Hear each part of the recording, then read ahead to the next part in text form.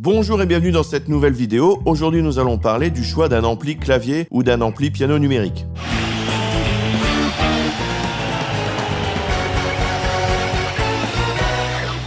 Tout d'abord, vous pouvez télécharger le livre Les 17 achats indispensables pour réaliser un CD, un clip ou un DVD. Pour cela, il suffit juste de cliquer dans le lien en dessous de la vidéo. Alors, pour vous expliquer le choix d'un ampli clavier, je vais vous donner l'histoire de mon vécu personnel qui, j'espère, vous aidera. Lorsque vous jouez du clavier, aucun son ni aucune vibration ne sort de votre instrument. Cela paraît évident pour nous, mais pour un pianiste classique, ou même pour un autre instrumentiste comme un guitariste ou même un chanteur, cette sensation n'existe pas. Il y aura toujours au moins une vibration. Nous n'en avons pas. Et c'est pour cela que sur scène ou en répète, on a besoin d'un retour plus ou moins indépendant. Vous pouvez bien sûr vous repiquer sur la console avec tout le monde, mais dans ce cas, j'espère que vous aurez un retour indépendant. J'ai donc voulu acheter un ampli clavier. Je joue sur deux claviers, un piano numérique et un orgue. C'est un orgue XB1 sans cabine Leslie. Donc je n'y connaissais pas grand chose. Je suis allé dans un magasin de musique pour acheter un ampli avec deux entrées. Bien que cet ampli fonctionne toujours après des années de bons et loyaux services, je m'en suis très souvent plaint. Alors voici donc certaines choses à prendre en compte pour ne pas avoir les mêmes problèmes que ceux que j'ai rencontrés. Ce qu'il faut savoir, c'est que le son d'un ampli est coloré. Il réagit différemment suivant la gamme de fréquences jouée. Pour les amplis guitare, c'est pareil. D'ailleurs, c'est l'une des raisons qui fait que l'on va choisir une marque plutôt qu'une autre. Or, le piano numérique, joue sur une large bande de fréquences, plus large qu'un petit synthé à 3 octaves par exemple. Et donc votre ampli doit être capable de restituer toutes ces bandes de fréquences.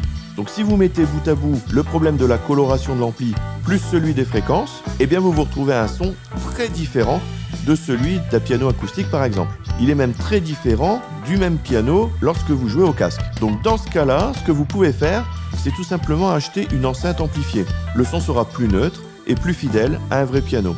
En tout cas, c'est mon avis et mon vécu. Et si vous utilisez plusieurs claviers, dans ce cas-là, vous investissez dans une petite table de mixage. Cela ne vous coûtera pas très cher et en plus, vous pourrez envoyer votre signal mixé vers la console principale lors d'une répète ou même d'un concert. A contrario, l'ampli que j'ai acheté est un bon ampli et aurait très bien pu convenir à un autre type de clavier et donner un super son. L'ampli, je vous l'ai dit, a deux entrées séparées. Mais là encore, attention, parce que les potards d'égalisation sont communs pour les deux. Alors vous vous doutez bien qu'un piano ne s'équalise pas de la même façon qu'un orgue. Alors ça, c'est quelque chose qui m'était complètement étranger à l'époque. Par contre, la coloration de l'ampli pouvait donner un son assez sympa avec cet orgue. Bien sûr, cet exemple sera encore plus flagrant si vous branchez votre piano ou votre clavier et que sur la deuxième entrée, vous mettez du chant.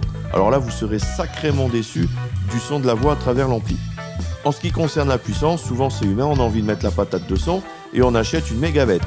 Ceci dit, si c'est uniquement pour répéter ou pour vous faire un retour de scène, un bon 80 watts devrait vous suffire largement. Par contre, si vous jouez à des volumes à vous rendre sourd à 30 ans, alors là, libre à vous d'investir. Par contre, vous aurez un poids lourd de plus à trimballer. Dans tous les cas, ne faites pas comme moi. N'ayez pas de confiance aveugle envers un vendeur. Essayez vous-même et choisissez vous-même. Et soyez très exigeant sur le son. Vous allez devoir le supporter à chaque répète et chaque concert. Cette vidéo arrive à son terme. J'espère que vous aurez eu quelques indications intéressantes pour le choix d'un ampli. Vous pouvez toujours télécharger le livre Les 17 achats indispensables pour réaliser un CD, un clip ou un DVD. Je vous en parlais au début, le lien est dans la description. Comme d'habitude, j'ai besoin d'un petit retour, un petit j'aime si vous avez aimé. Vous pouvez partager cette vidéo à quelqu'un qui pourrait être intéressé. Abonnez-vous pour ne pas manquer les prochaines. Et pour plus d'informations encore, allez sur le site lemusicienamateur.fr, le lien est dans la description. Si vous avez des remarques, des questions, des commentaires, laissez-les ci-dessous ou alors laissez-les sur le site. Au revoir et à bientôt pour une nouvelle vidéo.